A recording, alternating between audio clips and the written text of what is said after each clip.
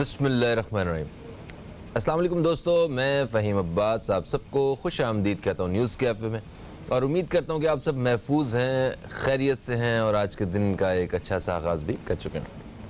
हमारी पूरी कोशिश होती है कि हम अपने प्रोग्राम को एक अच्छे अंदाज से और एक मुस्बत ख़बर के साथ हम शुरू करें, मगर अनफॉर्चुनेटली आज अखबार की जो सबसे बड़ी सुर्खी है वो देखने के बाद और वैसे भी जो पिछले 24 घंटों में जो जहन में वो इमेजेस मैं लेके आया हूँ, मुझे नहीं लग रहा है कि हम उस तरह अपने प्रोग्राम का आगाज़ कर सकेंगे। पहली ख़बर जो है जो मैं शामिल करना चाहता हूँ, हम आए दिन कश्मीर के हवाले से बात करते हैं और अपने कश्मीरी बहन भाइयों के हवाले से बात करते हैं। आज की एक ख़बर है वो ये कि भारतीय फ़ौज के जुल्म की इंतहा, बच्चे के सामने नाना कत्ल, दुनिया लर्ज़ गई। इस हवाले से हमारे जो सियासी रहनुमा हैं उनकी जानिब से भी कुछ स्टेटमेंट्स वगैरह आई हैं। सोशल मीडिया पे वो तस्वीर जो है वो वायरल हो चुकी हैं कुछ इस हवाले से, और बड़ी तकलीफ़ दे तस्वीर हैं।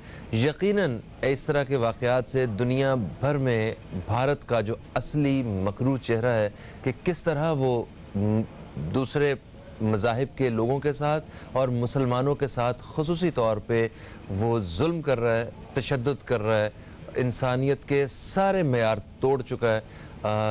हम सिर्फ मज़म्मत कर सकते हैं और अपने कश्मीरी बहन भाइयों के लिए दुआ कर सकते हैं कि अल्लाह ताला उन्हें जल्द से जल्द आज़ाद फ़िज़ाओं में उन्हें सांस लेना, ज़िंदगी गुजारना नसीब फरमाए। इसी के साथ ही जनाब एक और ख़बर थी कोरोना वायरस के हवाले से। एक नई तहकीक थी, अमरीकी तहकीक है कि एसी एयर कंडीशनर ये भी कोरोना के फैलाव का सबब बन सकता है। यानी अगर कोरोना वायरस है तो वो उसके ज़रिए भी दूसरे तक पहुंच सकता है।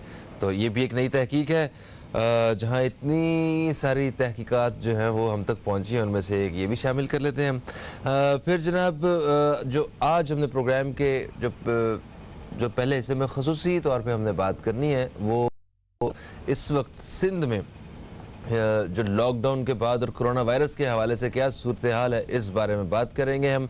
आपको बताता चलूँ कि कल लॉकडाउन के हवाले से कुछ वाज़े और बड़े फ़ैसले मतवक्क़त थे, जिसके हवाले से जो सिंध गवर्नमेंट की जानिब से जो ऐलानात हुए हैं उनमें 15 रोज़ के लिए इस स्मार्ट लॉकडाउन को और बढ़ा दिया गया है। कुछ लोग एक्सपेक्ट कर रहे थे कि तालीमी इदारों के हवाले से, शादी हॉल और रेस्टोरेंट्स वगैरह के हवाले से कुछ अच्छी ख़बरें आएंगी, मगर उन्हें अभी भी बंद रखने का ही हुक्म दिया गया है। शाम 7 बजे तकरीब सारे कारोबार, सारी दुकानें जो हैं वो बंद करने का हुक्म दिया गया है। होम डिलीवरी, घर में बैठ के खाना जो हम मंगवाते हैं, खाते हैं, उसका टाइम जो है वो रात 11 बजे का तय किया गया है। आइए, हमारे साथ आज मेहमान मौजूद हैं, हम इनसे इसी हवाले से बात करेंगे कि ये स्मार्ट लॉकडाउन जो है ये किस हद तक कामयाब जा रहा है और कोरोना वायरस के केसेस जो हैं ये किस तरह, मतलब कितनी तेज़ी से बढ़ रहे हैं, हम कितने अरसे तक अपनी नॉर्मल जो ज़िंदगी है, जो हम इस वबा से पहले हमने शुरू की, जो हमारी एक लाइफ थी, क्या उसे दोबारा शुरू कर सकेंगे। इस तरह के बहुत सारे सवालात और सेहत के शोबे मतलब सेहत के शोबे के हवाले से बात करेंगे, किस तरह काम कर रहा है हमारा हेल्थ का जो पूरा सिस्टम है। मेरे साथ मौजूद है मोहम्मद इमरान साहब, जो एक समाजी कारकुन है और ख़ुसूसी तौर पे इस कोरोना वायरस के हवाले से, कोरोना के पेशेंट्स के और ये टेस्ट की कलेक्शन के हवाले से जो है ये काम कर रहे हैं। आपको हम खुश आमदीद कहते हैं। अस्सलाम वालेकुम इमरान साहब, कैसे हैं आप? अल्हम्दुलिल्लाह, आप ठीक हैं? माशाल्लाह। और मेरे साथ एक और मेहमान भी मौजूद हैं, वो टेलीफोन लाइन पे हमारे साथ। आप भी एक समाजी कारकुन हैं, शुजात बरनी, आपको भी हम खुश। एक वक्फे के बाद आप सब दोस्तों को फिर से हम खुश आमदीद कहते हैं न्यूज़ कैफ़े में। और न्यूज़ कैफ़े में आज हम मौजूदा सूरत हाल के हवाले से बात करने वाले हैं कि कोरोना वायरस की वजह से जो मुल्कों के मुल्क जो हैं वो बंद हो चुके हैं और पाकिस्तान में भी लॉकडाउन की ही सूरत हाल है। इस वक्त स्मार्ट लॉकडाउन की पॉलिसी पे काम किया जा रहा है। तो इस वक्त स्मार्ट लॉकडाउन को 15 दिन के लिए और बढ़ा दिया गया। तो इस हवाले से बात करते हैं। कोरोना वायरस के जो पेशेंट्स हैं इनके हवाले से बात करेंगे अभी कि ये पेशेंट्स कितनी तेज़ी से बढ़ रहे हैं, या हम इस लॉकडाउन की वजह से और स्मार्ट लॉकडाउन की वजह से किस हद तक इसको बहुत तेज़ी से फैलने को रोकने में कामयाब हो रहे हैं, इस हवाले से बात करेंगे। मोहम्मद इमरान साहब हमारे साथ मौजूद हैं, इनका तारुफ मैं वक्फे से पहले करवा चुका हूँ। तो मोहम्मद इमरान साहब, आपके पास क्या मालूमात हैं लॉकडाउन के हवाले से, ये जो इसमें तौसीक़ की गई है, इससे क्या कोई स्मार्ट लॉकडाउन से कोई फ़र्क पड़ा केसेस में कुछ? सर देखिए, हम डेली बेसिस के ऊपर इसको देख रहे हैं। अच्छा, डेली बेसिस। इसमें कोई शक नहीं कि स्मार्ट लॉकडाउन से फ़र्क तो पड़ता है, लेकिन सेलेक्टेड एरियाज़ के अंदर अगर ये प्रॉब्लम्स हो रही हैं तो उसको हम सिर्फ नॉर्मल, चूँकि स्मार्ट लॉकडाउन में हमारे यहाँ सही तरह हो नहीं रहा, एक छोटी सी गली बंद की जाती है, उसको दूसरी तरफ से खुला रखा जाता है। तो स्मार्ट लॉकडाउन या तो प्रॉपर होना चाहिए जिसको प्रॉपर कवर करें, क्योंकि केसेस हमारे कम नहीं हो रहे।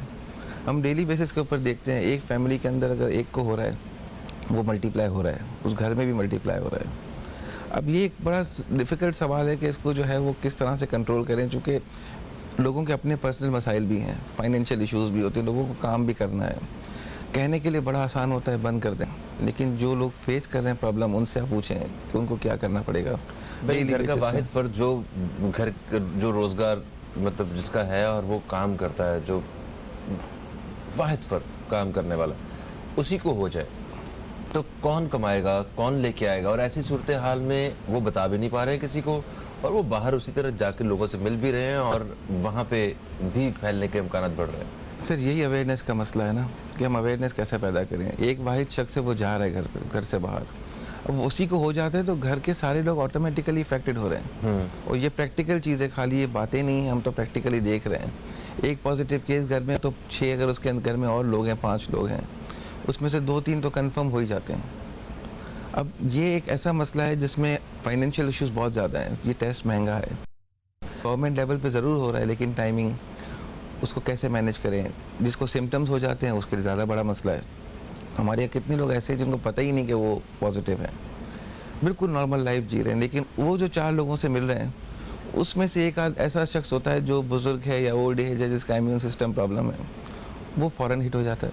इसको हम कैसे कंट्रोल करें, लोगों को कैसे प्रोवाइड करें सर्विसेज? अच्छा, गवर्नमेंट की सतह पे अगर देखा जाए तो टेस्ट करवाने का तरीकाकार क्या है और कितनी सहूलत है एक आम शख्स के पास टेस्ट करवाने के हवाले से? देखिए, हमारे यहाँ सबसे बड़ा इशू एक ये भी आ रहा है कि लोगों को अवेयरनेस नहीं है। 2 किस्म के टेस्ट हो रहे हैं। एक होता है PCR, जो नाक के थ्रू, VCR, PCR टेक्नोलॉजी है। उसमें अगर आपका एक दिन का भी बैक्टीरिया लगा, वायरस लगा हुआ है, वो उसको डिटेक्ट कर लेगा। जो नाक के जरिए होता है। एक होता है एंटीबॉडी टेस्ट, जो इस वक्त बड़ी पब्लिसिटी हो रही है, लोग फ्री भी कर रहे हैं, काफ़ी इदारे, गवर्नमेंट भी फ्री कर रही है, कुछ लोग सस्ते में कर रहे हैं, कुछ महंगा भी हो रहा है। हर तरफ अपनी अपनी टेक्नोलॉजी है।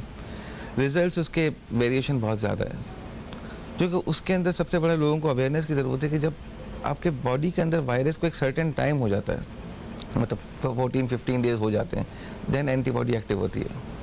अच्छा। और एंटीबॉडी जब एक बार एक्टिव हो जाती है तो इसका मतलब 2 सिम्टम्स हैं, या तो आपको वायरल होके गुजर चुका है या इस वक्त मौजूद है आपकी बॉडी में। अच्छा, ओके। अब हम लोगों को कैसे समझाएं, वो समझ जिसका रिएक्टिव आ रहा है एंटीबॉडी, वो समझते बस हमें होके निकल गया।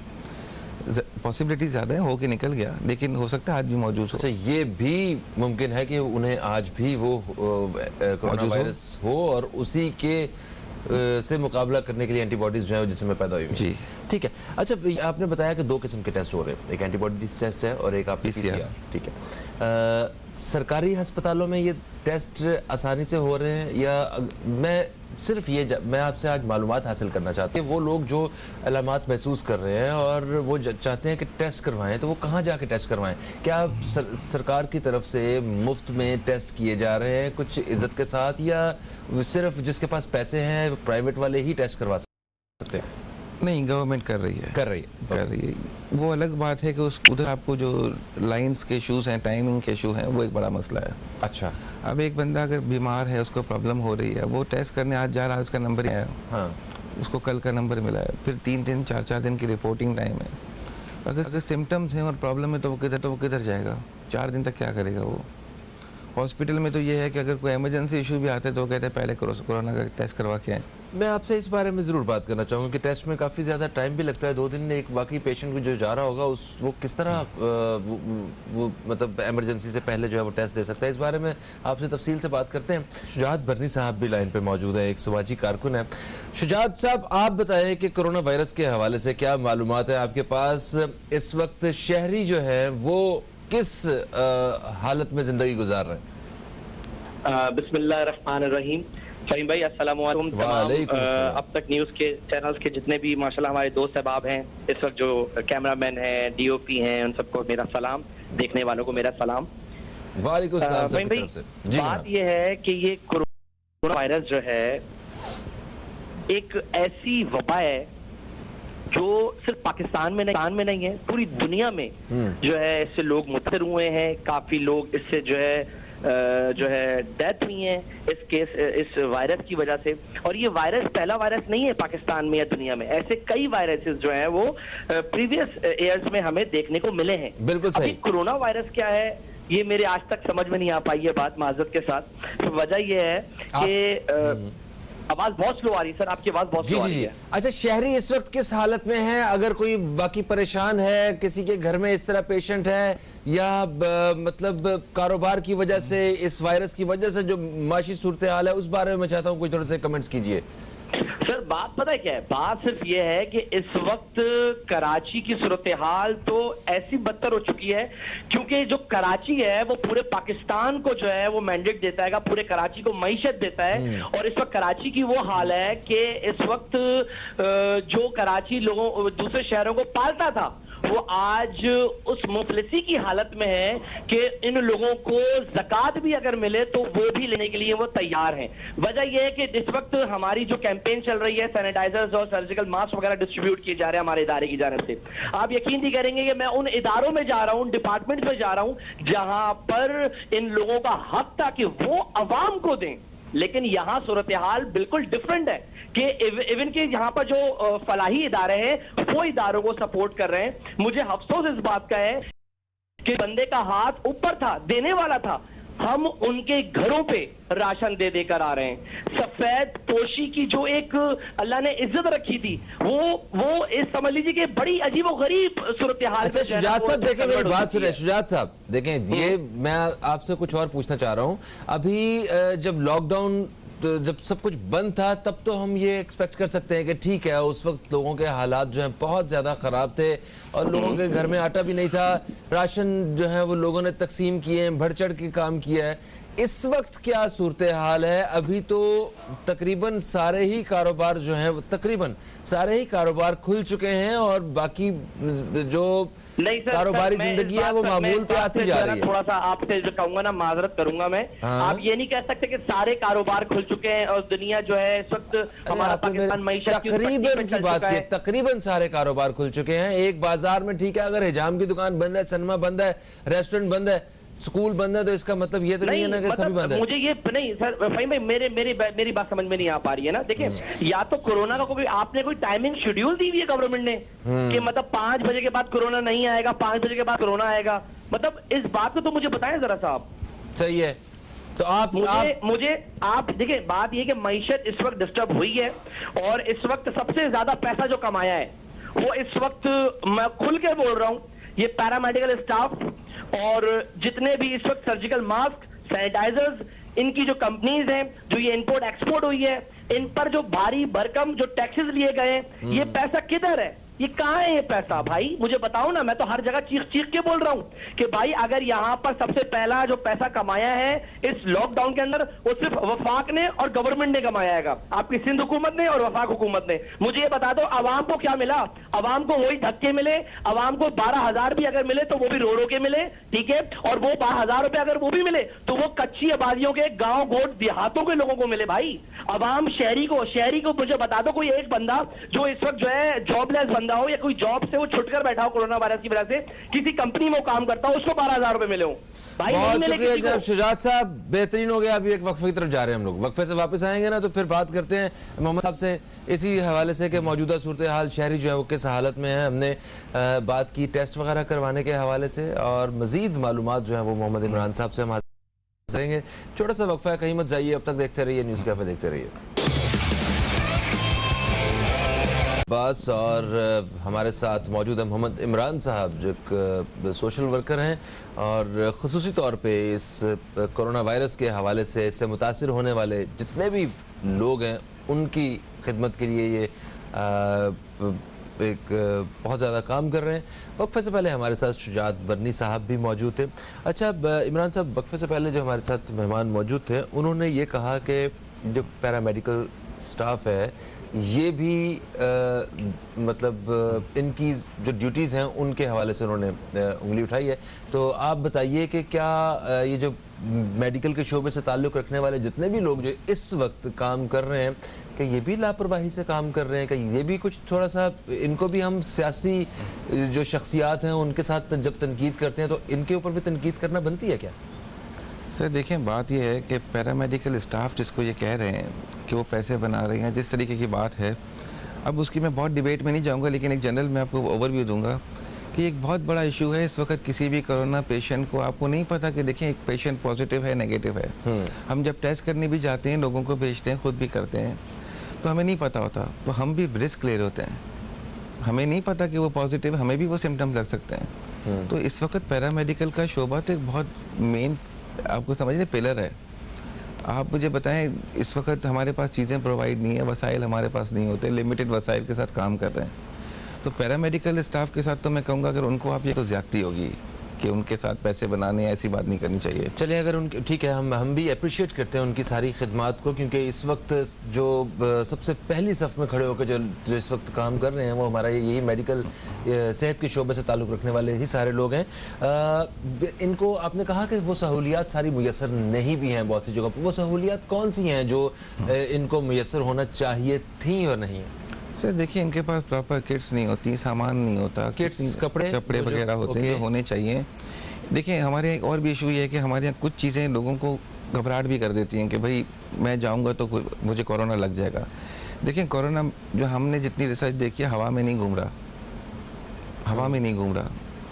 हम अगर कपड़े अपने वो रखे हुए हैं तो उसको चेंज होने भी प्रॉपर ज़रूरी है हर पेशेंट पे, क्योंकि अगर वो कंटेमिनेट हो गए तो फिर मुझे बताएं वो तो दूसरों को लगाते फिरेंगे ना, क्योंकि वो तो बॉडी जो मटेरियल इस्तेमाल होता है उससे तो हटेगा भी नहीं वो कम से कम लॉन्ग टाइम तक। कपड़े तो फिर भी धुल जाते हैं हमारे, ख़त्म हो जाता है, लेकिन उस पर नहीं हटता।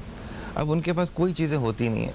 अब हम लोग प्राइवेट सेटअप में भी लोगों को देखते हैं जो सैम्पलिंग करने के, लोग हॉस्पिटल आने से डर रहे हैं कि हम मैं ब्लड सैंपल देने जाऊँगा तो कहीं मुझे ना हो जाए। हाँ, ये क्यों खौफ है लोगों के बीच? सर देखिए, अब ये हमें इसके लिए अलग से आपको एक प्रोग्राम चलाना पड़ेगा जिसमें आपको बताना पड़ेगा कि भाई ऐसा नहीं है मसला। एरियाज़ अलग होते हैं। अगर कोई कोरोना पॉजिटिव पेशेंट है और वो छींक देता है और ज़मीन के ऊपर या उसके इफेक्ट्स हैं, अब देखिए आप ज़मीन पे तो हाथ नहीं लगा रहे ना, कोई इसमें इशू नहीं है। अब इस वक्त हम लोग ज़्यादा सर्विसेज प्रोवाइड करें लोगों को घर पे घर की सर्विस से मतलब ये कि हम वहाँ जाके उनके ब्लड सैंपलिंग करते हैं, उनके सैंपल हम वहाँ कलेक्ट करते हैं, उनके नाक वाला सैंपल है, एंटीबॉडी हमें जो भी लेना है वो हम घर पे कर रहे हैं। जो कि लोग इस वक्त जो हाई प्रोफाइल लोग हैं या बड़े लोग हैं वो पैसा खर्च करने को तैयार हैं लेकिन हॉस्पिटल आने को तैयार नहीं, लेकिन हर आदमी वो नहीं कर सकता, जो कि अफोर्डिंग इशू है। तो इसकी जो आम आवाम है, जो आवाम इसके लिए है, वो जो सरकारी जो जब सैंपल कलेक्शन के लिए तो वो तो उन्हें लाइन में ही लगना पड़ता है, लाइन में लगना पड़ता है। और अगर उसमें अगर फर्ज करे पेशेंट है एक, बाकी लोग नहीं है अगर, तो वो मुतासिर तो होंगे बाकी लोग भी, जो कि SOPs तो मेंटेन नहीं हो रही ना कहीं भी। जिस लाइन में इतना रश लगा हुआ है वो रश नहीं होना चाहिए। हम लोग उसको SOPs को अगर फॉलो करें तो कारोबार काफ़ी और भी खुल सकता है, चीज़ें और भी सही हो सकती हैं, लेकिन हम SOPs को फॉलो नहीं करते क्योंकि पब्लिक अवेयरनेस नहीं है। अच्छा, आप इतने अरसे से काम कर रहे हैं, आपने कोरोना पेशेंट के साथ काम किया है और उनकी ये जो सैंपल कलेक्शन है इसके लिए भी आप अपना एक खुसूसी किरदार रखते हैं। आप ज़रा बताएं कि SOPs हैं क्या? मतलब हमने लोगों को, मैंने खुद देखा है कि जिन्होंने एक मास्क लगाया है उसके ऊपर दूसरा उन्होंने KN95 लगाया है, फिर वो शील्ड लगाई है एक, वो लगा के ग्लव्स पहन के ऐसे करके बैठे हुए हैं और किसी चीज़ को हाथ नहीं लगा रहे। तो क्या ये SOPs हैं, इस तरह काम किया जाएगा? सर देखें, ये SOPs को अगर हम फॉलो कर इस तरह से जाएंगे ना तो हमें लोगों को अवेयर करने की ज़रूरत है कि इतना मसला नहीं है जितना हमने बना दिया है। हमारी टीम जाती है, हम लोग खुद भी करते हैं सैम्पलिंग के लिए। मास्क लगाना ज़रूरी है, हम मास्क समझते हैं, मास्क होना चाहिए, हैंड ग्लव्स होने चाहिए, हर पेशेंट पे चेंज हो जाने चाहिए, हाथ धुलने चाहिए फ़ौरन, ये चीज़ें होनी चाहिए। बाकी अगर मैं इतनी डर का माहौल पैदा कर दूंगा तो इस वक्त कोई मेडिकल स्टाफ काम ही नहीं करेगा, जबकि ऐसा है नहीं। आप देखें लोग काम तो कर रहे हैं ना, होते हैं, पॉजिटिव हो जाते हैं। अब इसमें ये चीज़ ऐसी है कि इसको आप रोक नहीं सकते, एक लिमिट तक रोक सकते हैं। कितना बंद करेंगे सब कुछ, आप कितना वो करेंगे, आप दूसरी साइड से जो है वो मुश्किल में आ जाएंगे, लोग फाइनेंशियली मुश्किल में आ जाएंगे। कब तक आप लोगों को बंद करके रखेंगे? मैंने ऐसी फैमिलीज देखी हैं जो 3-3 महीने से लॉकडाउन में बैठे हुए हैं। जी हाँ। हाई प्रोफाइल लोग बता रहा हूँ, हाँ। जो कि गरीब आदमी नहीं बैठ हाँ, सकता, जो उसके अफोर्ड कर बाद सकते हैं। वो भी पॉजिटिव हुए हैं। घर में मेड तो आ रही है, कोई ना कोई तो ऐसा सोर्स बन ही जाता है ना, ड्राइवर भी है, घर सामान देने थोड़ी देर के लिए तो किसी को भेजते हैं ना आप। कुछ भी खाने पीने के लिए बाहर से बैग्स तो आते हैं, थैली आती कहीं है, तो आप कुछ पैसे आ गए, पैसे आपने गिन लिए, निकाल लिए, दे दिए, कहीं से भी कुछ भी हो सकता है। कहीं तो स्किप करोगे ना आप। तो देखिए ये तो चीज़ें हमें एक्सेप्ट करनी पड़ेंगी, आज नहीं 2 महीने बाद एक्सेप्ट करेंगे कि अब हमने कोरोना के साथ रहना है फिलहाल।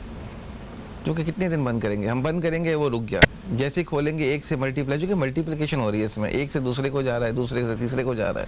ठीक है, तो आपका कहना यह है कि एसओपीज फॉलो नहीं हो रहे और यहाँ पे लॉकडाउन से ज़्यादा हम अगर हम सिर्फ एसओपीज को मतलब फॉलो करें तो हम ज़्यादा फायदे में रह सकते हैं। एसओपीज ही एक सोल्यूशन है आपके पास कि आप मेंटेन से, बाकी आप बोले मैं बंद करके बैठ जाऊँ सब कुछ नहीं हो सकता।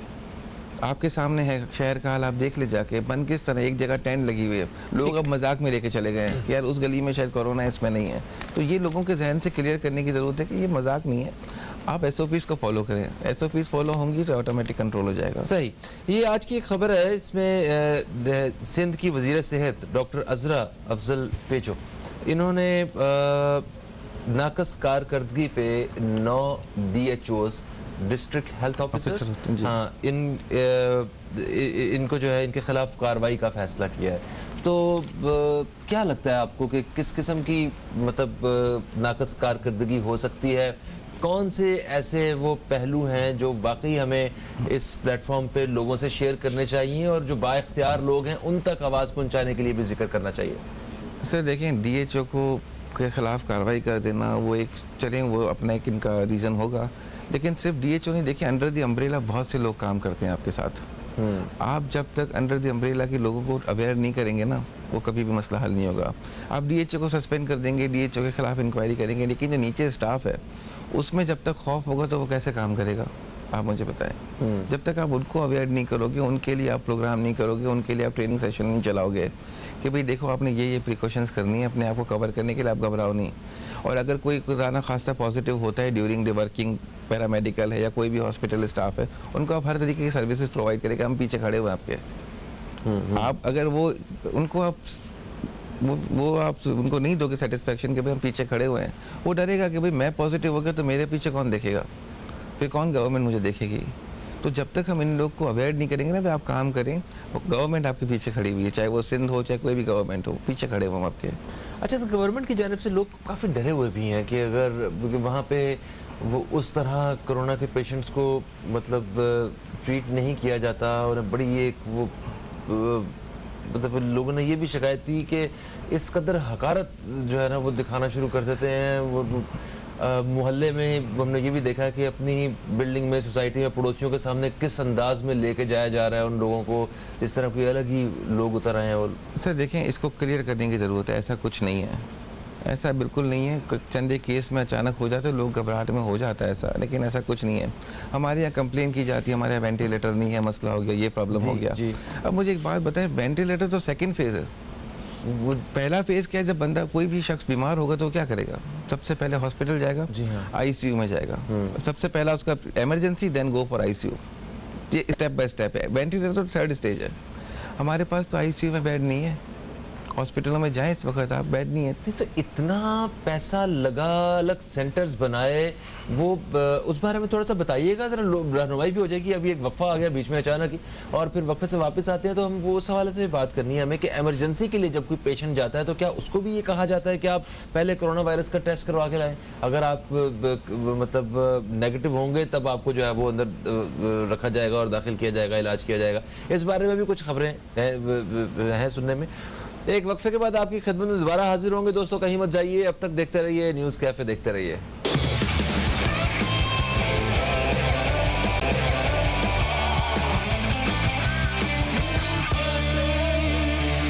वेलकम बैक, आप देख रहे हैं न्यूज़ कैफे, मैं हूं फहीम अब्बास। और आज हम अपने प्रोग्राम में मौजूदा सूरत हाल के हवाले से बात कर रहे हैं और प्रोग्राम के इस हिस्से में क्योंकि ख़ास तौर पे हम इस कोरोना वायरस और जितने भी जो हालात हैं इनके बारे में बात कर रहे हैं, तो एक पैगाम जो यूनिलीवर की जानिब से एक बहुत ही अच्छा पैगाम है वो आप दोस्तों तक पहुंचाना बहुत ज़रूरी है।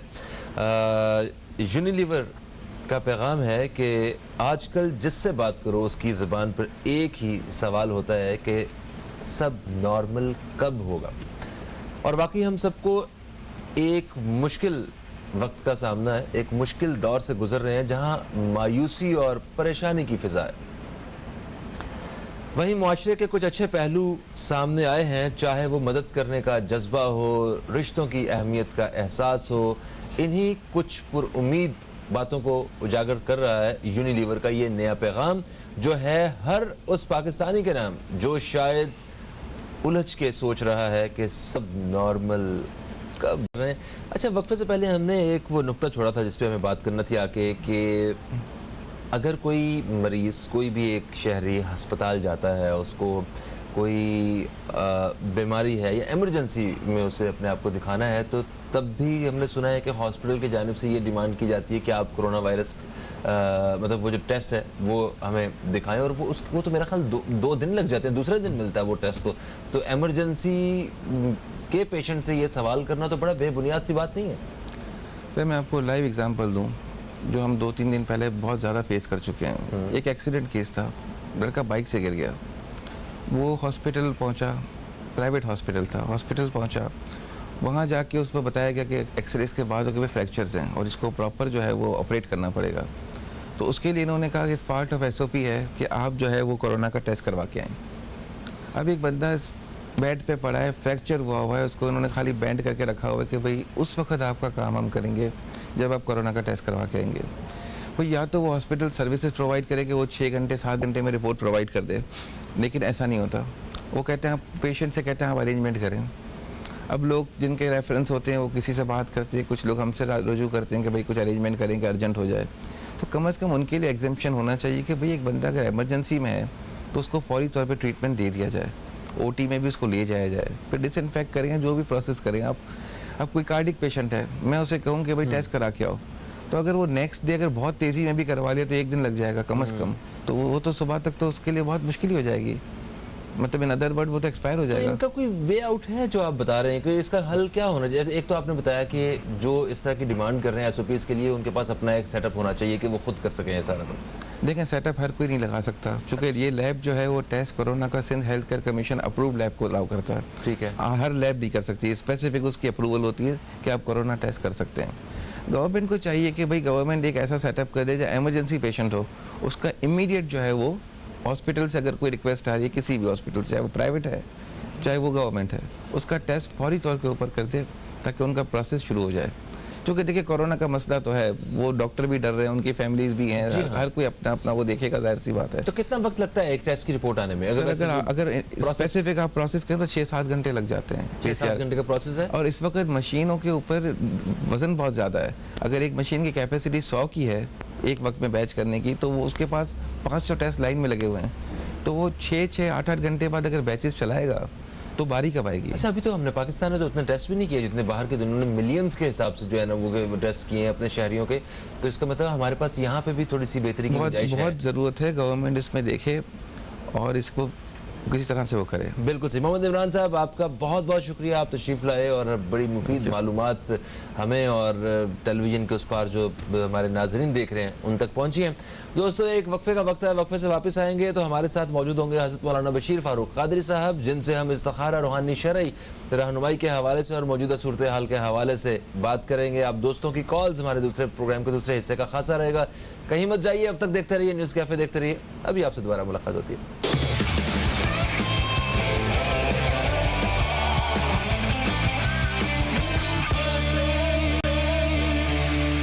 एक वक्फे के बाद आप सब दोस्तों को फिर से हम खुश आमदीद कहते हैं न्यूज़ कैफ़े में। और न्यूज़ कैफ़े में जुमेरात और जुमा के रोज़ हमारे साथ स्टूडियो में मौजूद होते हैं हज़रत मौलाना बशीर फ़ारूक क़ादरी साहब, जिनसे हम इस्तिखारा शरई और दीनी रहनुमाई के साथ साथ जो है वो जो मौजूदा सूरत हाल है इसके हवाले से भी बात किया करते हैं। तो आप स्टूडियो में हमारे साथ मौजूद हैं। आप एक समाजी कारकुन हैं, आप एक इस्लामिक स्कॉलर हैं, आपको खुश आमदीद कहते हैं। अस्सलामु अलैकुम। वालेकुम सलाम व रहमतुल्लाहि व बरकातुहू। कैसे हैं आप? अल्हम्दुलिल्लाहि रब्बिल आलमीन अला कुल्li हाल। माशाअल्लाह।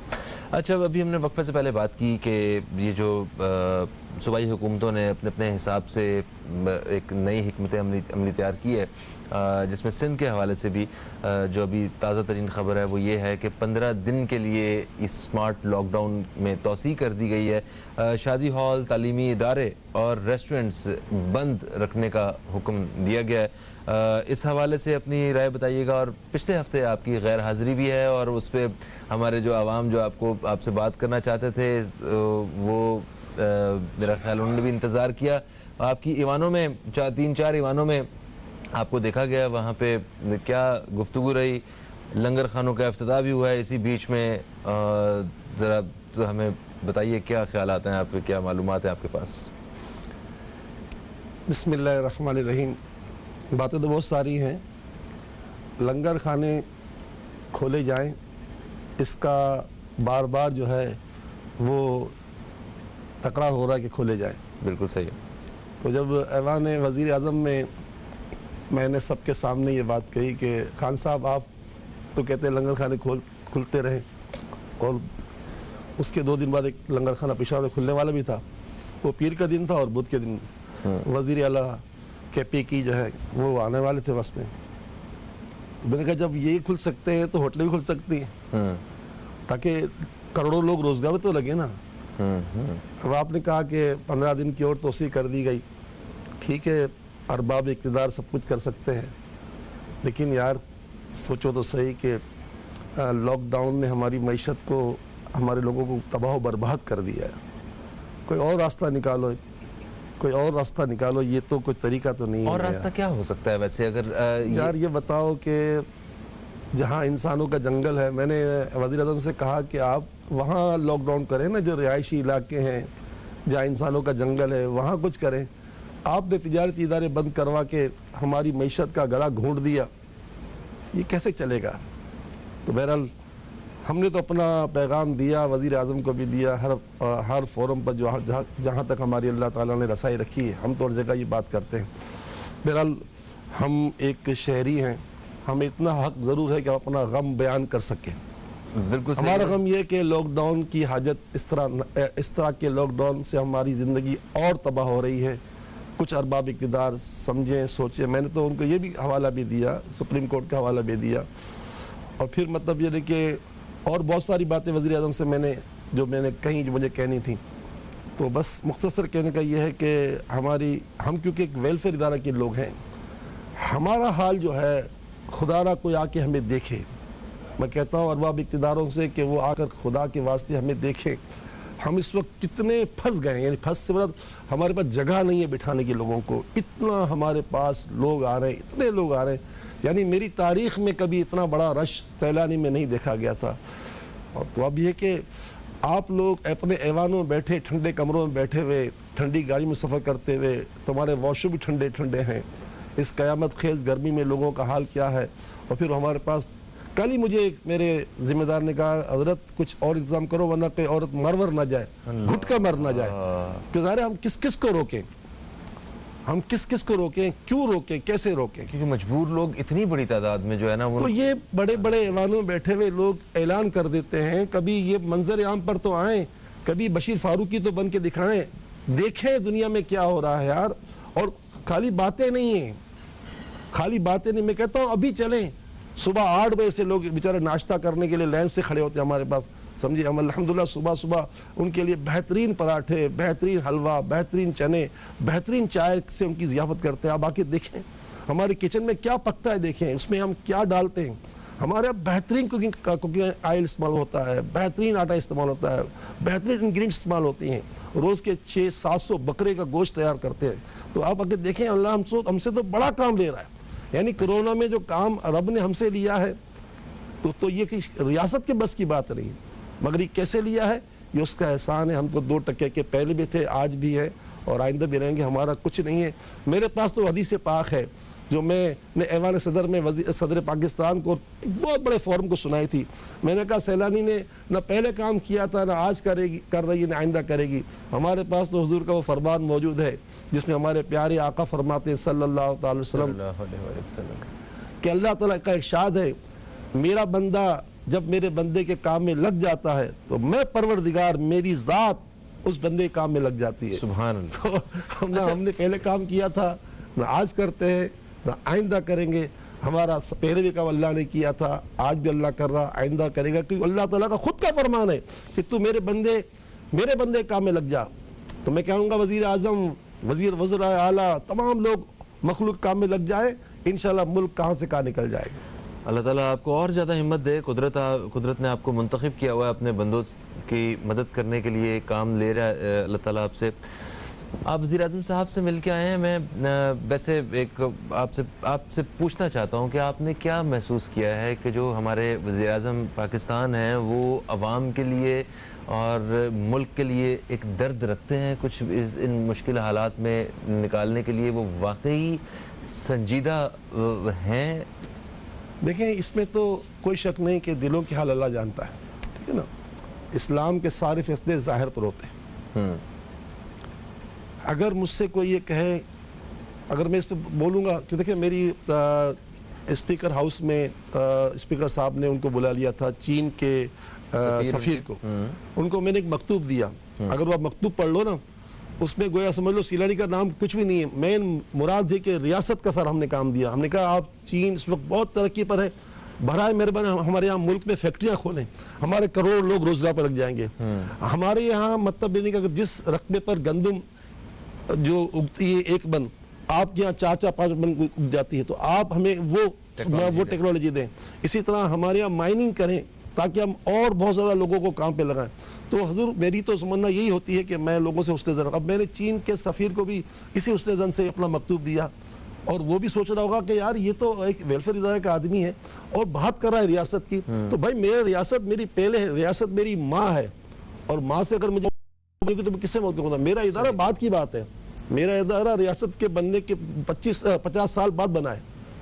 मेरा इदारा रियासत के बनने के 50 साल बाद बना है, तो मेरी रियासत मेरी माँ है। तो मैंने उनसे रियासत की बात की। स्पीकर साहब ने बहुत ही पॉजिटिव सारी बातें सुनी और बताई भी। देखें, इमरान खान साहब की कोई ये ना समझे कि मैं उनका हामी हो गया हूँ, लेकिन उन्होंने जो बातें की ना, समझता ऐसा लग रहा था जैसे कि खाली वो रोए नहीं थे, बस इतना समझ लो। इतना उन्होंने गम भरा बयान किया था, इतना कुछ कहा था उस फोरम में। अब वो कितने झूठे सच्चे वो तो अल्लाह को पता है, लेकिन वो खाली रोए नहीं थे बस। अब इसका जवाब यही है। अल्लाह ताला कामयाब करे हर उस शख्स को जो मुल्क के लिए और आवाम के लिए दर्द रखते हैं, क्योंकि आवाम वाकई परेशान है। एक और अच्छा, मैं पहले दोस्तों को बताता चलूँ कि आप दोस्त कॉल कर सकते हैं। कॉल करने के लिए हमारा नंबर है 021351234551, और इस पर रब्ता करके आप इस्तिखारा के हवाले से या वैसे कोई आप रहनुमाई चाहते हैं तो आप ज़रूर अपना सवाल जो है प्रोग्राम में शामिल करवाएँ। बल्कि एक कॉलर हमारे साथ होल्ड पर भी हैं, ज़रा जल्दी से इन्हें शामिल भी करते हैं। और फिर एक अखबार में खबर भी है हमें जो उस बारे में भी आपसे बात करनी है। अस्सलाम वालेकुम जी, कौन है हमारे साथ? हेलो हेलो, लाइन ड्रॉप हो गई। कॉल करने के लिए हमारा नंबर है 021351234551, इस पर रब्ता कीजिए और अपना सवाल जो है प्रोग्राम में शामिल करवाइए। अच्छा सर, अभी अखबार में आज एक खबर है, बड़ी तकलीफ दे खबर है। इस तरह की खबर हम मुसलसल सुन रहे हैं। ये उससे भी बड़ी तकलीफ है कि ये खबरें थरपारकर में 3 बच्चे ग़िज़ाई किल्लत की वजह से फिर इंतकाल कर गए। अच्छा, ये भी आपको कहता चलो, मैंने बात कहना भूल गया था। मैंने खान साहब से कहा कि आपने खुद अनाउंस किया था, हमने तो नहीं कहा था कि मैं खुद थरपारकर में जाकर लंगर खाने का इफ्तिताह करूँगा। तो मैंने कहा लंगर खाना तैयार है, आप आ जाइए। तो अल्हम्दुलिल्लाह हमने इस पीर को यहाँ के गवर्नर इमरान इस्माइल साहब वहाँ पर तशरीफ़ लाए और वहाँ हमने मतलब खाने का एहतमाम शुरू किया, लंगर खाना शुरू किया। बात यह है कि देखें, ये काम हमारा नहीं है, ये काम रियासत का है। तो बस हमने उमरकोट में काम शुरू कर दिया, लेकिन थर खाली उमरकोट तो नहीं है ना। जी हाँ, जी हाँ। लेकिन बहरहाल अब हम अपना हिस्सा डाल रहे हैं। बस हम तो एक चिड़िया के अंदर का वो कतरा भी नहीं है जो नमरूद की आग बुझाने के लिए गई थी। बेशक, तो बस हमारा अपना हिस्सा है। बहरहाल आप ये दर्दनाक खबर आज नहीं बरसों से सुनते चले आ रहे हैं। इसकी हकीकत से कौन आशना नहीं है इसका हाल, क्योंकि थर में मैं 99 से जा रहा हूँ। यानी वहाँ की ख़वातीन को यूँ एक मिसाल दी जाती है कि उनकी औरतों की जो है ना, ये क्या कहते हैं, कलाई ऐसी होती है कि इस हाथ से तोड़ दो। अल्लाह, यानी कि ऊपर वो गोश्त ही नहीं है, मांस नहीं। सरब ये माएँ बनती हैं बेचारियाँ, ये माएँ बनती हैं। अब सोचो ये माएँ बनती हैं जो कई किलोमीटर से पानी भर कर आती है।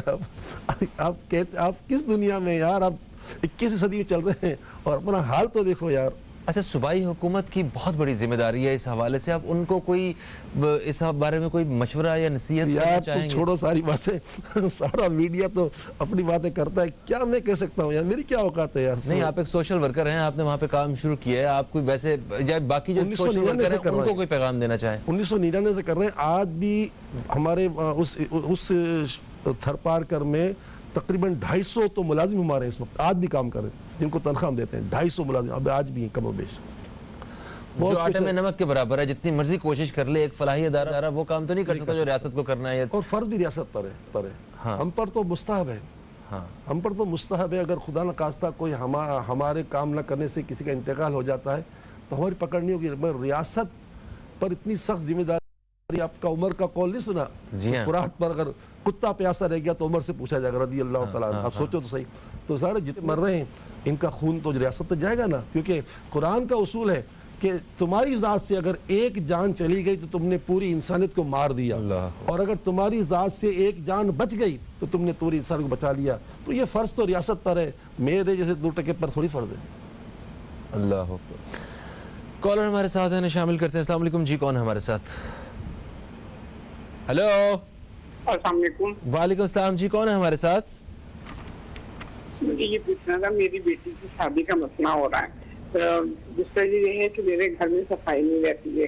घर में सामान भी लाते हैं वो टूट जाता है, और तीनों बच्चों छोटी बेटी की पढ़ाई में दिली नहीं है और बड़ी बेटी की पढ़ाई में भी रुकावटें और उसके रिश्तों में भी रुकावटें। ऐसा क्या मसला है? तो बहुत परेशान हूँ उससे। ठीक है, फिर सवाल समझ में आया, लिखिए ना। ठीक है, शगुफ्ता जी बहुत शुक्रिया, आपने कॉल किया और आपकी बेटी की शादी के हवाले से सवाल है और बाकी जो सवाल हमने लिख लिए हैं। ब्रेक पे हम लोग जा रहे हैं, ब्रेक से वापस आएंगे तो आपके सवाल का जवाब देंगे। और बाकी जो लोग हमें देख रहे हैं, मैं आप दोस्तों को बताना चाहता हूँ कि दौरान वक्फा ये छोटा सा जो वक्फा होगा इसमें भी हम आपकी कॉल शामिल कर रहे हैं और आपकी कॉल जो है वो आपके सवाल लिख लिए जाएंगे। वक्फे से वापस आएंगे तो उनका जवाब हम देंगे। कहीं मत जाइए, अब तक देखते रहिए न्यूज़ कैफे, देखते रहिए।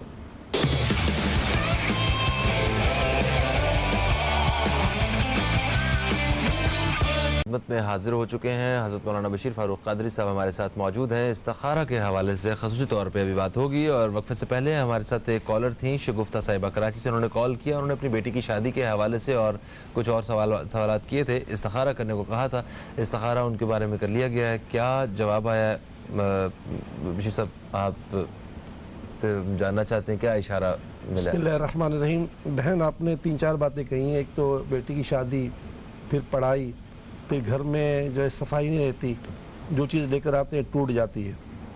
तो बहरहाल ये बातें तो आमतौर पर ऐसा आमतौर जब होता है तो इंसान के दिल में तरह तरह के वसवसे और जो है शुकूक पैदा हो जाते हैं। मगर मुझे इस्तिखारे में ऐसी कोई चीज़ नज़र नहीं आई कि कोई आपके साथ अमलियात हों। हाँ, ये कि ऐसे काम के लिए ज़रूरी है कि आप हमारे से नक्श मंगवा लें ताकि घर भी आपका महफूज रहे और घर वाले भी महफूज रहें। तो नक्श के साथ साथ जो है, एक तो आपने ये 3-4 बातें बताई हैं, इसके लिए आप अम्मी जान हैं, माँ हैं, तो हर नमाज के बाद 555 मरतबा पढ़ लिया करें, या रहीमो या रहीमो या रहीम। अल्लाह ताला का ऐसा रहम होगा कि रिश्ता भी हो जाएगा बच्चियों का, पढ़ाई में अच्छाई हो जाएगी, नुकसान भी नहीं होंगे। और मुझसे सैलानी वेलफेयर बहादुराबाद कराची के पते पर ख़त लिख कर तमाम औराद वज़ाइफ के साथ नक्श मंगवा लें। घर में 2-4 जगह पर नक्श लगा दें, इंशाल्लाह चीज़ें भी टूटेंगी और इंशाल्लाह महफूज रहेंगी इंशाल्लाह। इनके बाद हम दौरान वक्फा जो कॉल हमने ली, कसूर से एक कॉल आई हमें। और वहाँ से एक खातून ने कॉल की, अपने भाई के बारे में पूछना चाहा। उनके भाई हैं, हर साल जून जुलाई में बीमार हो जाते हैं। उनका कहना है उन्होंने बहुत इलाज करवाया है, माहिर नफ्सियात जो हैं उनको भी बारहा दिखा चुके हैं और उन्हें लगता है कि कुछ असरात हैं, तो इस्तिखारा करने के लिए कहा गया। इस्तिखारा में क्या इशारा आया सर बयान की? नहीं, ये सही है कि नफ्सियाती डॉक्टर्स से इलाज करवाते हैं, तो ये करवाएं, बहुत अच्छी बात है। मतलब वो चीज़ नहीं है जिसका इनको डर है कि कोई इन पर असरात, ये हवाई जैसे कर हवाई चीज़ें हैं इनके ऊपर, ऐसा कुछ नहीं है बहन। अल्लाह से मदद मांगता हूँ, अल्लाह शिफा अता फरमाए। या सलामो या अल्लाह, या सलामो या अल्लाह, या सलामो या अल्लाह, ये 111 मरतबा पढ़कर हर नमाज के बाद दम किया पानी इनको पिलाएं। और आपने कसूर से कॉल की है, अगर आप हमसे ख़त के ज़रिए सब चीज़ मंगाना चाहती हैं तो मंगवा लें, हमसे इंशाअल्लाह हम आपको अल्लाह ताला की रहमत से तावीज़ात वगैरह भिजवा देंगे। तो वो पीने के तावीज़ होंगे तो वो पानी में डालकर उनको पिलाइएगा। प्यारे आका फरमाते हैं कुरान बेहतरीन दवा है। उस तावीज़ पे 14 आयतें लिखी है और कुछ नहीं लिखा होता। वो 14 आयतें पानी में घुल जाती हैं और उसका पानी जब पेट में जाएगा तो इंशाल्लाह उसका शानदार फ़ायदा हासिल होगा इंशाल्लाह। अच्छा, यास्मीन साहिबा ने हमें मुल्तान से कॉल किया। उन्होंने कहा कि वो अपने बच्चों के हवाले से काफ़ी ज़्यादा फ़िक्रमंद हैं, उनके इस्तिखारा करवाना चाहती हैं। 4 बच्चे हैं इनके, बीमार रहते हैं, कमज़ोर रहते हैं, तो इस्तिखारा करके बताएं कि मेरे बच्चों के साथ क्या मामला है। जी, उनके साथ भी कोई मामला तो नहीं है, बस ये कि अल्लाह ताला उनको शिफा अता फरमाए। प्यारे आका फरमाते हैं कि सूरह फातिहा तमाम बीमारियों की शिफा है, तो वो हर नमाज के बाद 3 मरतबा सूरह फातिहा पढ़कर इनको दम करके पानी पिलाएं। और हज़रत इब्न अब्बास रज़ी अल्लाह ताला अन्हुमा जो प्यारे आका के चचा के बेटे हैं, आपने असहाब काफ के नामों के फ़ज़ाइल बयान किए हैं, जो कि कंज़ुल ईमान के हाशिए में सदरुल अफ़ाज़िल मुफ्ती नईम अहमद मुरादाबादी ने उसमें वो सारे मुरतब किए हैं। तो उसमें सारा लिखा है कि जिन बच्चों को बारी का बुखार भी आता है, बच्चे ज़िद्दी भी होते हैं, तो ये सारे मामलात में ये असहाब काफ के नामों का बड़ा फ़ायदा होता है। अब असहाब काफ के नाम तो हर शख्स कुरान पाक की तफसीर से हासिल कर सकता है, लेकिन वो आपको मेहनत करनी पड़ेगी। हम तो लिखे हुए तावीज़ में मुरतब कर किए हुए हैं हमारे पास, तो अगर मुझसे ख़त के ज़रिए मंगा लें, सैलानी वेलफेयर बहादुराबाद कराची के पते पर ख़त लिख दें, तो जहाँ दुनिया भर को हम जवाब भिजवाते हैं इनको भिजवा देंगे। ये चारों बच्चों को तावीज़ पहना दें, इंशाल्लाह बारी का बुखार भी नहीं आएगा। तो जवाबी लिफाफा तो नहीं साथ भेजना पड़ता? नहीं ज़रूरत है, अपना एड्रेस सही लिखा है, अपना एड्रेस सही लिखें। हाँ, ऐसा ना हो कि हमने खर्चा किया, भेजा और पहुँचा ही नहीं उनके पास। आप अपना एड्रेस सही लिखें, बाकी हाँ कोई जवाबी लिफाफा भेजना चाहे तो मना भी नहीं है, लेकिन अगर हमने कोई प्रेशर नहीं है हमारा। ठीक है, हाँ सही होगा। एक कॉलर हमारे साथ है, शामिल करेंगे। अस्सलाम वालेकुम जी, कौन है हमारे साथ? अस्सलाम वालेकुम। वालेकुम अस्सलाम, कौन है हमारे साथ? सर मेरा नाम महमूदा हसन है, मैंने अपने बेटे का पूछना। कहाँ से कॉल किया आपने? मैं लाहौर से। लाहौर से जी, बेटे के बारे में क्या पूछना चाहती हैं? क्या नाम है उनका? बेटे का नाम रईस हसन।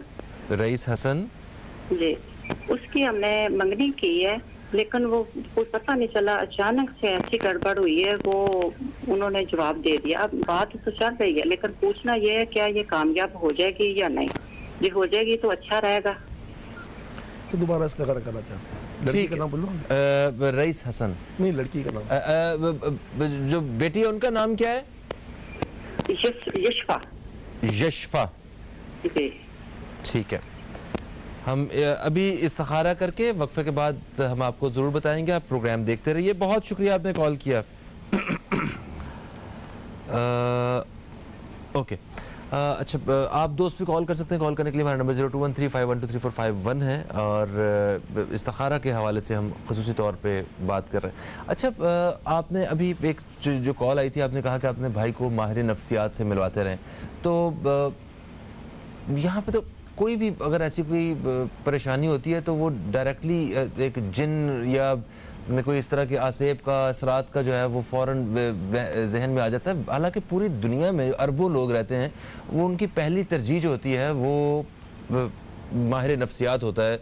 तो क्या वहाँ उन लोगों को ये जिन्नात और इन सब के असरात नहीं होते? या हमारे यहाँ इतने ज़्यादा होते? वहाँ भी होते हैं, वहाँ भी होते हैं, लेकिन ये हर चीज़ को जिन्नात पर महमूल नहीं करना चाहिए ना। जैसे आज हमारी सोच बन गई है ना, जी हाँ, कि कारोबार में परेशानी हुई तो किसी ने जादू कर दिया, रिश्ता नहीं हो रहा, औलाद नहीं हो रही, तो ये तो बात ही नहीं हुई ना।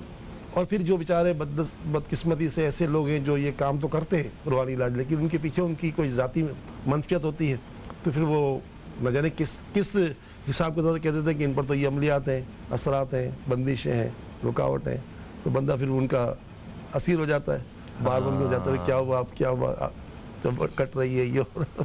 हाँ, तो हर चीज़ को मेरा ख्याल है वो माहिर नफ्सियात के हवाले भी नहीं छोड़ देना चाहिए। वो अच्छा, वो भी फिर एक अलग एक्सट्रीम लेवल है, वो भी हर चीज़ को इनकार कर देते हैं। अगर ऐसा कोई मामला हो तब भी वो कहते हैं नहीं जी ये तो फलानी बीमारी का नाम ही अब वो इसका इनकार कर देते हैं रूहानी इलाज का। हाँ और रूहानी इलाज वाले कहते हैं भाई यार आप जो है ना ये डॉक्टरों के चक्कर में नहीं पड़ो। हाँ तो अभी अब जाएं तो जाएं कहाँ।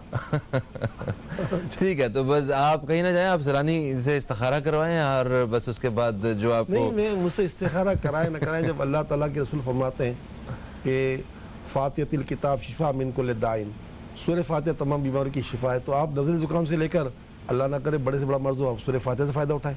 जी। और उसका नुस्खा भी है 3 मरतबा, 7 मरतबा और 100 मरतबा। और अगर खुदा न खास्ता बुखार तेज़ हो जाए तो इमाम जाफ़र सादिक रज़ी अल्लाह ताला फरमाते हैं 40 मरतबा सूरह फातिहा पढ़कर। मेरे बच्चे को जब बुखार तेज़ हुआ था तो मैंने 1 मरतबा ही अमल किया। मेरे पोते को बहुत तकलीफ थी, दाखिल था अस्पताल में, तो मैंने 100 मरतबा वाला वजीफ़ा 1 मरतबा किया। अल्हम्दुलिल्लाह अल्लाह ताला ने मेरी मदद की, मेरा उस पर एहसान किया। और वो एहसान ज़ाहिर है कि हर एक पर करता है, बंदा उस पर यकीन कर ले कि ये मैं जो कर रहा हूँ ये मुझे फ़ायदा देगा। सही। तो डॉक्टरी इलाज करवाना ये भी सुन्नत से खाली नहीं है, रूहानी इलाज करवाना भी सुन्नत से खाली नहीं है, ये सब सुन्नत अमल है। तो बस ये कि अब ये कहना कि डॉक्टरों से कुछ नहीं होता, ये कहना कि रूहानी इलाज से कुछ नहीं होता, ये सारी इनकार से कुछ फ़ायदा नहीं है। बिल्कुल सही। एक वक्फे का वक्त है जी, दौरान वक्फा भी आप दोस्तों की कॉल्स हम शामिल करने वाले हैं, कहीं मत जाइए, अब तक देखते रहिए न्यूज़ कैफे, देखते रहिए।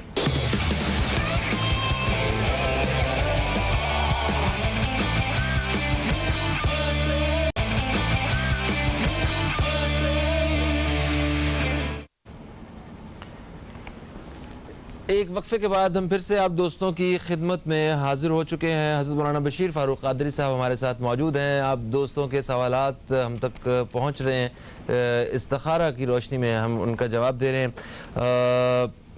वक्फे दौरान वक्फ़ा हमें कुछ कॉल्स जो हैं वो मौसूल हुई हैं, हम उस हवाले से उनके जवाबात जो है वो देना शुरू करते हैं। लाहौर से हमें एक कॉल आई महमूदा साहिबा की, जिनका बेटा रईस हसन उनकी इन्होंने मंगनी की है और अचानक से मामला जो हैं इनके ताल्लुकात वो ख़राब हो गए हैं। और इन्होंने इस्तिखारा करने के बारे में कहा है कि इस्तिखारा करके बताइए कि यहाँ पे रिश्ता जो है वो करना मुस्तक़बिल में अच्छा रहेगा इनके बच्चों के लिए या नहीं। देखिए इसमें तो एक जगह रिश्ता कर लिया जाए ना, इसके बाद दोबारा उसका इस्तिखारा करना ये मुनासिब नहीं होता, क्योंकि ये एक फ़ैसला हो चुका है। अब ये कि हम इनको दुआ दे देते हैं कि अल्लाह करे इनका काम हो जाए। ठीक है। अच्छा, इसमें बाज़ औक़ात होता है, ये चीज़ होती है कि किसी को रिश्ता गवारा नहीं होता तो फिर वो किसी बदबख्त के पास जाकर कोई रुकावट डलवा देते हैं, ये भी होता है अमलियात तरह। और बाज़ औक़ात लोगों में कानों में बात डाल देते हैं कि लड़की ऐसी है, लड़का ऐसा है, दोनों तरफ से ज़्यादतियाँ दोनों तरफ से होती है बाज़ औक़ात। तो बहन हम इस पर नहीं जाएंगे कि ये रिश्ता बेहतर है या बुरा है, अच्छा है, क्योंकि हमारा वक्त ख़त्म हो गया। हमारा वक्त पहले होता है, बाद में नहीं होता। ठीक है। क्योंकि हम रिश्ता जुड़वाने वाले लोग हैं, तोड़वाने वाले लोग नहीं। ठीक है। अब आपसे जो है मतलब यानी कि ये कहेंगे कि आप ये काम कैसे हो जाए, उसके लिए क्या पढ़ें। ठीक है। तो उसके लिए है या गफूरो या रहीमो, या गफूरो या रहीमो, या गफूरो या रहीमो 200 मरतबा सवाब की नीयत से अव्वल आखिर 11 मरतबा दुरूद शरीफ सल्लल्लाहु अलैहि वसल्लम और आखिर में 11 मरतबा दुरूद शरीफ सल्लल्लाहु अलैहि वसल्लम, या गफूरो या रहीमो, ये आप 200 मरतबा पढ़ें और अल्लाह से दुआ करें कि या अल्लाह अगर मेरे बेटे में ये बेटी अच्छी है तो ठीक है, वरना तो कोई और घर से रास्ता निकाल दे तो ये अच्छा होगा। बहरहाल कोई आपके साथ ऐसा कुछ नहीं हुआ कि कोई किसी ने जादू कर दिया और रिश्ता तोड़वा दिया हो, ये होता है लेकिन ऐसा नहीं। सही। अच्छा, एक और ख़ातून की हमें कॉल आई लाहौर से, उन्होंने अपने बेटे के हवाले से इस्तिखारा करने का कहा। बेटे का नाम है सलमान, उनकी जॉब का इशू है, वो उनके बारे में उनकी वालदा ये पूछना चाह रही थी कि इनका जॉब करना पाकिस्तान में बेहतर है या दुबई में बेहतर रहेगा, क्योंकि इस वक्त वो दुबई में जॉब कर रहे हैं और वहाँ बहुत सारे लोगों को जो है वो जॉब से निकाला भी जा रहा है। तो इस्तिखारा करके बताइए कि क्या इनके लिए बेहतर है और पढ़ने के लिए भी कुछ दिया जाए। तो ये इनका सवाल था। जी बहन, आपका जवाब हमने इस्तिखारे से ही ले लिया है कि इनके लिए दुबई भी बेहतर है और अल्लाह ना करे अगर मतलब वहाँ से आ जाए तो पाकिस्तान ही बेहतर, दोनों मुल्क में कोई ख़राबी नहीं है। ठीक है। और पढ़ने के लिए फजर की नमाज के बाद मुसल्ले पर बैठ कर ही काबे की तरफ आपका चेहरा भी हो, और 3 तस्बीह पढ़ें बिस्मिल्लाहिर्रहमानिर्रहीम की 300 मरतबा, और 3 तस्बीह पढ़ें दुरूद शरीफ की सल्लल्लाहु अलैहि व आलिहि वसल्लम की। ये पढ़ें और दुआ मांगें। इसके पढ़ने से आपको लाखों करोड़ों नेकियां भी मिलेंगी इंशाअल्लाह, और रास्ते आसान हो जाएंगे। आज जुमेरात का जो दिन है, और वैसे भी महीना भी बड़ा हुर्मत वाला है, और अशरा भी पहला अशरा आज ख़त्म हो रहा है ना, तो जुमेरात की रात जो है वो दुआओं की कबूलियत की रात है। हुजूर फरमाते हैं कि शब जुमा कोई दुआ नहीं होती, हमारी लाइव दुआ आती है। हम इशा की नमाज़ हमारे यहाँ 9:05 होती है, फिर नमाज के बाद समझो 9:30 बजे से हमारा सिलसिला शुरू हो जाता है दुआ का लाइव। तो आप हमारे सैलानी के जो की वेबसाइट जो है www.sailaniwelfare.com पर जाएं, और जो हमारा सिलसिला होता है दुआ का लाइव सुन सकते हैं। तो जो कराची के लोग वो तो आ जाते हैं हमारे पास सैलानी मस्जिद बादराबाद में, जो हमारा मरकज़ है, लेकिन जो दुनिया भर में है, पाकिस्तान के बाहर पूरे वर्ल्ड में, वो लोग मोबाइल पर ही दुआ पर शिरकत कर लेते हैं। तो आप हमसे हमारे साथ शरीक हो या ना हो, खुद ही अल्लाह के बारे में दुआ मांगेंगे, अल्लाह ताला भला कर। कोई मगरिब से लेकर सुबह सदक तक खास दुआ कबूल होती है। आज की रात बड़ी अहम रात है, तो उस पर दुआ कीजिएगा, और जो वजीफा बताया उस पर अमल करें, इंशाल्लाह बड़ा फ़ायदा होगा। दोनों मुल्क इसके लिए बेहतर है। अच्छा, इस वजीफे के हवाले से भी एक सवाल जो देखने वाले उनकी भी रहनुमाई हो जाएगी। आपने कहा कि ये पढ़ा जाए, तो बिस्मिल्लाह और दुरूद शरीफ आपने कहा, तो ये सलमान साहब खुद पढ़ना होगा उन्हें, या उनकी वालिदा भी पढ़ सकती? नहीं, देखिए दोनों पढ़ ले तो सोने पे सुहागा। अच्छा, अम्मी जान अकेली पढ़े तो भी ठीक है। अच्छा, लेकिन ये तो उसूली बात है ना कि पेट में दर्द होता है, मैं तो पहले दवाई खाऊं ना, आप मेरी दुआ करें, मैं दवा खाऊं, तो फिर दोनों करें तो बहुत अच्छी बात है। लेकिन अगर माँ साहिबा कहती है वो बच्चा सुस्ती करेगा, मैं गलत तो वो भी करे। सही सही, ठीक हो गया। इनके बाद अशरफ साहब की कॉल आई हमें कसूर से। इन्होंने कहा कि इनको अल्लाह ताला ने 4 बेटियों से नवाजा है, और अब वो बेटे की ख्वाहिश रखते हैं, तो इस्तिखारा करके बताएं कि क्या उनके नसीब में औलाद नरीना है। इसका तो बड़ा आसान सा जवाब है ना, नसीब की बात तो हमारे नबी ने फरमा दिया कि तुम अल्लाह ताला से जैसा गुमान करोगे वैसा उसे पाओगे। हाँ। तो तुम ये गुमान करो कि अल्लाह तुम्हें लड़का देगा, ज़रूर देगा, क्यों नहीं देगा। हाँ। कल भी एक जगह पर ऐसी बात हो रही थी, मैंने कहा भाई मामला था रिश्ते का ना, तो मैंने कहा मुझसे भी लोग सवाल करते हैं कि भाई रिश्ता हमने तो कर दिया, कर रहे हैं हम लोग, ये घर चलेगा नहीं चलेगा। मैंने कहा फिर साफ सुथरी बात है कि आप अल्लाह ताला से अच्छा गुमान करो। हाँ। तो चलेगा, जरूर चलेगा। तो बहन मेरे भाई अल्लाह से अच्छा गुमान करें। इसका वजीफ़ा बड़ा मौसर है, या रहमानो या बदी ओ, बा दाल या ऐन। बदी के माने बगैर नमूने बनाने वाली ज़ात। अच्छा, क्योंकि उसको नमूने की ज़रूरत नहीं होती है, बेशक, उसके वहाँ कॉपी नहीं की ज़रूरत नहीं है। बेशक, व इन्नल्लाह अला कुल्लि शैइन क़दीर ज़ात। हर शय पे कादिर है। तो या रहमानो या बदियो दोनों मियाँ बीवी 111 मरतबा हर नमाज के बाद पढ़ें। आज की रात खास दुआ मांगने की दुआ करें, इंशाअल्लाह आपको अल्लाह ताला औलाद नरीना से ज़रूर माला माल करेगा। आमीन। कॉलर हमारे साथ हैं, इन्हें शामिल करते हैं, फिर उनके बाद एक सवाल है वो भी हम शामिल करेंगे। अस्सलाम वालेकुम जी, कौन है हमारे साथ? हेलो हेलो जी, मेरा नाम ताहिरा, मैंने अपनी बेटी का इस्तिखारा करवाना है। उसका नाम है सायरा, और लड़के का नाम है हसनैन, और उसकी अम्मी का नाम है दरख्श। तो शादी के लिए इस्तिखारा करवाना है, प्लीज बताएं। शायद अब इस्तिखारा कैसे होगा? अभी मेरा ख्याल ब्रेक पे जाएंगे ना हम, है अभी जब ब्रेक पे जा रहे हैं हम, वक्त है हमारे पास। दोबारा नाम पूछ लें। बेटी का नाम सायरा है और बच्चा नाम है हसनैन। आप इन दोनों की शादी तय अभी होनी है, आप इस्तिखारा करवाना चाहते हैं इनके लिए? जी, मेरी बेटी का नाम सायरा है। ठीक है, कहाँ से कॉल किया आपने? जी, हमने रावलपिंडी से कॉल। पिंडी से। ठीक हो गया। बहुत शुक्रिया, आप प्रोग्राम देखिए। अभी हम वक्फे से वापस आते हैं ना, फिर हम आपके सवाल का जवाब देते हैं। बहुत शुक्रिया। ओके, एक और कॉलर भी हमारे साथ मौजूद है, जल्दी से इनका भी सवाल शामिल कर लेते हैं हम लोग। अस्सलाम वालेकुम जी, कौन है हमारे साथ? हेलो। ओके, अच्छा, इस्तिखारा अगर खुद करना हो तो उसके लिए आप सुन्नत है, तो सुन्नत वही है।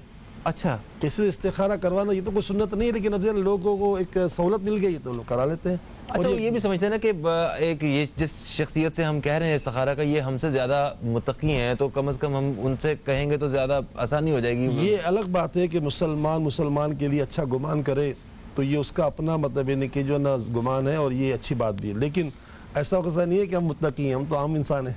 देखने वालों की राय है। अच्छा, एक जवाब रह गया था। फरियाल नईम साहिबा ने हमें कराची से कॉल किया। हमें इनकी आवाज़ से भी महसूस हो रहा था कि इनकी तबीयत ठीक नहीं है, परेशान है आप, और उन्होंने दुआ करने के लिए कहा है। आप के लिए इंशाअल्लाह प्रोग्राम के आखिर में जब हम दुआ करेंगे तो खुसूसी तौर पे आपका जिक्र भी किया जाएगा, और बाकी सारे लोग भी जो दुआ के हवाले से जब देख रहे होते हैं तो वो हाथ उठा लिया करें और हमारे साथ इस दुआ में शरीक हुआ करें। अच्छा, इन्होंने एक बात की कि मिलना चाहती हूँ। देखें मेरी बहन, आपने मुझे अपना काम दे दिया तो हम इंशाल्लाह आपसे वादा करते हैं आपका काम करेंगे। कराची में रहने वाली ख़वातीन बहुत सारी हमारे मरकज़ पर आती हैं सुबह से लेकर शाम तक, तो बाद लोगों को पता होता है कि जो है ना मैं मुलाकात करता ही नहीं। ज़ाहिर मेरा मसला, हमें सारे रूहानी इलाज में तो औरत से मिलने की ज़रूरत है ही नहीं ना। मैं कोई डॉक्टर थोड़ी को मुझे नफ्स देखनी है, और नफ्स भी जो है उसी डॉक्टर को, ख़वातीन को तो चाहिए कि वो अगर अपनी नफ्स दिखाना चाहती भी है तो ख़वातीन के पास जाए।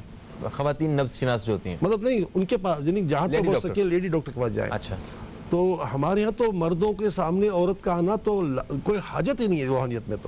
तो अगर बहुत सी लोग ख़वातीन आती हैं और प्रेशर करती है कि मुझे मिलना है, तो फिर हमारी ख़वातीन इंटो को बात करा देती हैं।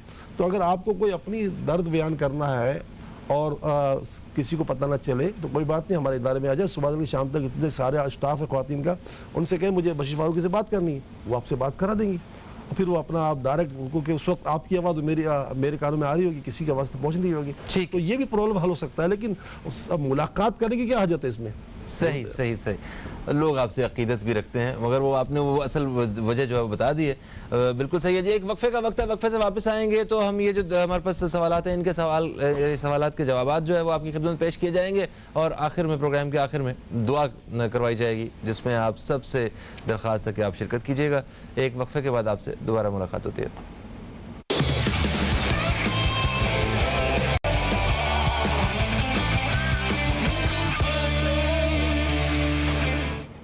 Welcome back. आप देख रहे हैं न्यूज़ कैफ़े। मैं हूं फ़हीम अब्बास और जनाब हज़रत मौलाना बशीर फ़ारूक क़ादरी साहब हमारे साथ मौजूद हैं। इस्तिखारा के हवाले से आप दोस्तों के सवालात के जवाब जो हैं वो पेश किए जा रहे हैं। अभी हमारे 2-3 सवालात हैं, हम उनका हमें जवाब हासिल करना है और फिर हम दुआ की तरफ जाएंगे। वक्त भी हमारे पास कम ही है। ताहिरा साहिबा ने हमें रावलपिंडी से कॉल किया। उन्होंने अपनी बेटी सायरा के रिश्ते के हवाले से इस्तिखारा करवाने का कहा है, और जिसके साथ रिश्ता तय करने का ये सोच रहे हैं, उस लड़के का नाम है हसनैन। जी बहन, इस्तिखार में तो इसकी इजाज़त है, बाकी आप छान पटक पूरी कर लें। ठीक है, हमारी तरफ से इजाज़त है। अच्छा, फ़ायज़ा साहिबा ने मुल्तान से कॉल किया। इन्होंने कहा कि आयशा साहिबा के रिश्ते के हवाले से पूछना चाहती हैं, इस्तिखारा करवाना चाहती हैं कि रिश्ते आते हैं मगर बात नहीं बनती है। अल्लाह ताला ज़रूर करम करेगा, बड़ी रहमतें हुंगी। दुआएं मांगे, ये हुर्मत वाला महीना है, रोज़े रखें, और ख़ास करके जो है इशा की नमाज के बाद 2 रकत नमाज सलात हाजत अदा करें, और आज तो ख़ास करें कि आज जुमेरात की रात है, और इसके पढ़ने के बाद 250 मरतबा पढ़ें, या लतीफ़ हो या लतीफ़ हो या लतीफ़, ए लुत्फ़ करम करने वाली ज़ात। और फिर अल्लाह से दुआ मांगे। माँ बेटियाँ दोनों ही करें तो इंशाअल्लाह रिश्ता हो जाएगा, लेकिन कोई रुकावट नहीं है। ठीक है। और जितने भी इस वक्त जो ख़वातीन या जितने भी लोग हमें देख रहे हैं, अगर उनके घर में अगर रिश्ते के हवाले से परेशानी है तो वो यही वजीफ़ा, बहुत परेशानी क्या, बहुत परेशानी, तो यही वजीफ़ा करें, सब करें। इसमें क्या है, ठीक, इसमें तो मिल ही रहा है ना, आप अल्लाह की बात झुक ही रहे हो ना। हाँ, सही। दोस्तों, प्रोग्राम का वक्त अपने अख्ताम की तरफ आ गया, और प्रोग्राम का प्रोग्राम के जो आखिरी लम्हात हैं ये हम दुआ के साथ जो हैं वो गुजारेंगे। और ये आप सब दोस्तों से इजाज़त चाहते हैं। यकीनन आपको हमारा प्रोग्राम जो है वो पसंद आया होगा। हज़रत मौलाना बशीर फ़ारूक क़ादरी साहब कल भी हमारे साथ 10 से 11 के दरमियान मौजूद होंगे, और जिन दोस्तों के सवाल आज हम शामिल नहीं कर सके वो कल शामिल होंगे। फ़हीम अब्बास को, न्यूज़ कैफ़े की टीम को दें इजाज़त। इंशाअल्लाह आप दोस्तों से कल फिर मुलाकात होती है। कल तक के लिए खुदा हाफ़िज़। पाकिस्तान जिंदाबाद। बिस्मिल्लाहिर्रहमानिर्रहीम, अल्हम्दुलिल्लाहि रब्बिल आलमीन, वस्सलातु वस्सलामु अला सय्यिदिल अंबिया वल मुरसलीन, अल्लाहुम्मा सल्लि व सल्लिम दाइमन अबदन अला हबीबिका खैरिल खल्क़ि कुल्लिहिम व अला आलिहि व अस्हाबिहि बारिक वसल्लिम। या अरहमर राहिमीन, या अरहमर राहिमीन, या अरहमर राहिमीन। अपनी रहमत कामिला से हम उम्मत को कोरोना वायरस और लॉकडाउन और टिड्डी दल की जो मुसीबतें आई हुई हैं, इनसे छुटकारा अता फरमा। इस वक्त पूरे आलम में जितने परवरदिगार आलम लोग जो है कोरोना के मरीज़ हो चुके हैं उन सब को अपनी रहमत से शिफा अता फरमा, और हम सब को, हमारे अहल व अयाल को, हमारे शहर व हमारे मुल्क वालों को, प्यारे आका के प्यारे उम्मतियों को कोरोना वायरस से और इस लॉकडाउन की मुसीबत से छुटकारा अता फरमा दे। जिन लोगों ने ख़ास दुआ का कहा, एक फरियाल बहन ने, एक हमाद बच्चा है इसके बुखार नहीं उतर रहा, इनके लिए भी तेरी बारगाह में दुआ है, और रूए ज़मीन के तमाम बीमारों के लिए दुआ है, सबको शिफा अता फरमा। जिनके यहाँ रोज़ी की परेशानी है, यकीनन बहुत ज़्यादा लोग परेशान हो चुके हैं, लोग मुलाजमतों से निकाले जा रहे हैं, या अल्लाह सबको अपने ख़जानों से रोज़ियाँ अता फरमा। थर पारकर में एक अरसा दराज से बच्चे जो है ग़िज़ाई किल्लत की वजह से जान से हाथ धो बैठ रहे हैं, तो या अल्लाह वहाँ पर भी और पूरे आलम में ग़िज़ाई किल्लत का ख़ात्मा फरमा दे।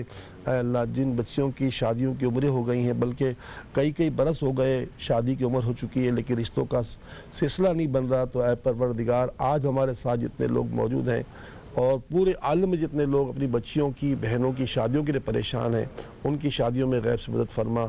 जो औलाद के लिए तड़प रहे हैं उन्हें औलाद अता कर, जो औलाद नरीना के लिए तड़प रहे हैं उन्हें औलाद नरीना अता फरमा। जो मुल्क से बाहर जाना चाहते हैं उनके लिए जाना आसान कर, जिनको आना है उनके लिए आना आसान कर। लॉकडाउन का अल्लाह परवरदिगार आलम जो सिहा बादल है, इससे हमारी जान छुड़ा दे, कोरोना से हमारी जान छुड़ा दे, टिड्डी दिल से हमारी जान छुड़ा दे। आमीन आमीन आमीन। वसल्लल्लाहु तआला अला खैर खल्क़िही मुहम्मद व अला आलिहि व अस्हाबिही अजमईन बिरहमतिका या अरहमर राहिमीन।